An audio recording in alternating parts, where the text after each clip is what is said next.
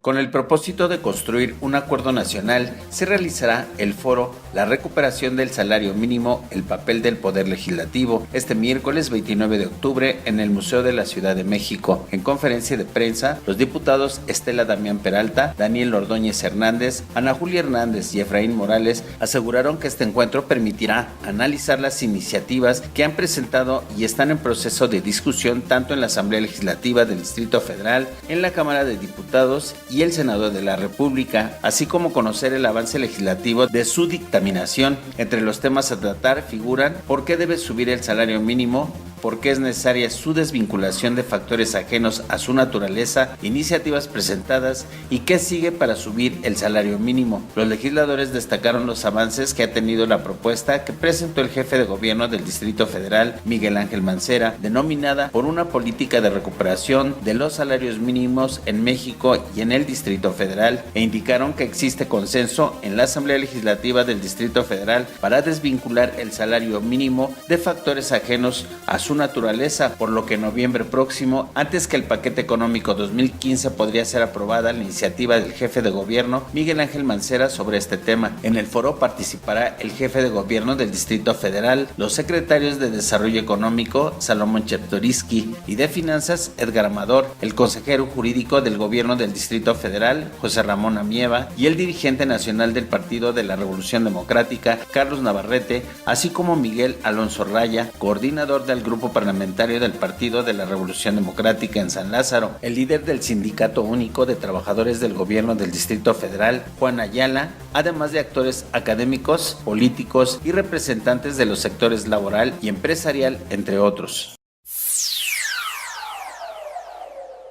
Ante el Pleno de la Asamblea Legislativa del Distrito Federal, la presidenta de la Comisión de Vivienda, Miriam Saldaña Chaires, presentó una iniciativa para que la Ciudad de México cuente con una nueva ley de vivienda que ofrezca respuestas efectivas a las necesidades de habitabilidad de la población, especialmente de grupos vulnerables, a través de un enfoque de derechos humanos, igualdad de género y de sustentabilidad. La legisladora expuso que la iniciativa de ley de vivienda tiene como ejes prioritarios a los adultos mayores, población vulnerable y con capacidades diferentes, inclusión de los jóvenes como sujetos de crédito y la definición de responsabilidades para servidores públicos e iniciativa privada, además de la recuperación de suelo ocioso, fundamentalmente inmuebles decomisados por la Ley de Extinción de Dominio. Saldaña Chaires explicó que la iniciativa de ley retoma normas de vivienda de España, Francia, Bolivia, Paraguay, además de estados de México como Colima, Hidalgo, Estado de México y Zacatecas. Detalló que contiene un capítulo que ayuda a transparentar el quehacer de los diferentes actores que intervienen en las gestiones y otorgamiento de los créditos para vivienda. Además, contempla la creación de una red de espacios libres. Tras la presentación de la propuesta, comienza la discusión y recepción de propuestas que enriquezcan la nueva ley, en la que participarán la ciudadanía, organizaciones sociales, la academia y la sociedad civil, en conjunto con las autoridades competentes en materia de vivienda. Con el fin de evitar posibles crisis económicas, la Asamblea Legislativa del Distrito Federal aprobó la propuesta del diputado Alejandro Ojeda Anguiano para solicitar a la Cámara de Senadores responsabilidad en la estimación del precio del barril de petróleo mexicano, a fin de no generar expectativas erróneas para el año 2015, así como el envío de la información sobre impactos en la economía de la estimación del petróleo relativo al Distrito Federal. En tribuna, el diputado señaló que ante la caída del precio del petróleo en el mercado internacional, ve como opción responsable evitar la compra del nuevo avión presidencial para compensar la reducción de $2 por barril. La propuesta solicitada, además de que la Cámara de Senadores, en la aprobación de la Ley de Ingresos para el ejercicio 2015, se observen los criterios de legalidad, honestidad, eficiencia, eficacia, economía, racionalidad, austeridad, transparencia, control, rendición de cuentas y equidad de género, así como responsabilidad en la aprobación de la deuda pública del Estado mexicano. Ante las condiciones laborales existentes en la Ciudad de México y para fortalecer la lucha contra la economía informal, la Asamblea Legislativa del Distrito Federal aprobó el punto de acuerdo propuesto por el diputado Andrés Sánchez Miranda para solicitar a la Secretaría del Trabajo capitalina modificar los requisitos de elegibilidad de los beneficiarios al seguro de desempleo correspondiente a las reglas de operación para el año 2015, a fin de otorgar el beneficio al trabajador que compruebe una antigüedad mínima continua de 6 meses, sin importar si fue uno o varios patrones los que han empleado al trabajador. Al exponer el punto de acuerdo, Sánchez Miranda recordó que el seguro de desempleo, tal como opera actualmente, otorga el beneficio a los trabajadores que demuestren haber cotizado en el IMSS por lo menos 6 meses bajo contrato con el mismo patrón, lo que excluye a gran parte de la población con menores ingresos, quienes representan el mayor índice de movilidad laboral. Señaló que estos trabajadores recurren a compañías que operan bajo el esquema de contratación outsourcing o subcontratación, donde no se genera antigüedad, lo que vulnera sus derechos laborales y los convierte en no elegibles para el seguro de desempleo.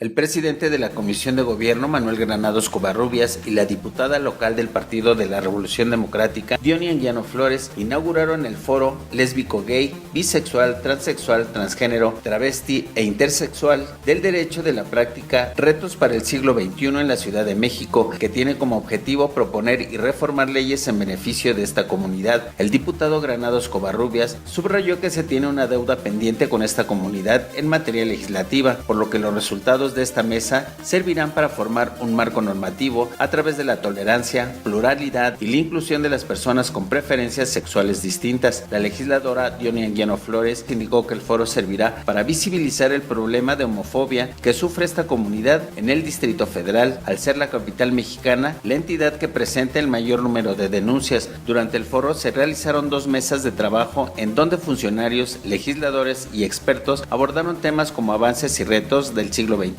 para las poblaciones lésbico, gay, bisexual, transexual, transgénero, travesti e intersexual en la Ciudad de México y propuestas progresivas para una agenda incluyente de dichas poblaciones. Al participar en el foro, el presidente de la Comisión de Atención a Grupos Vulnerables, Jorge Cepeda Cruz, subrayó que en la Ciudad de México se trabaja en el análisis y dictamen de la reforma al Código Civil, en donde se reconozca legalmente la identidad de género mediante la obtención de una nueva acta para su reconocimiento. Con ello se tendrá la oportunidad de implementar políticas públicas que fomenten el acceso al empleo, la salud, la vivienda y todos los ámbitos sociales sin distinción de la orientación sexual, tan solo por ser habitantes de esta capital. Al concluir las mesas de análisis y discusión, se concretó una agenda legislativa en materia para la Ciudad de México y se inauguró una exposición en donde se exhibirán documentos inéditos sobre la historia y avances de dicha comunidad.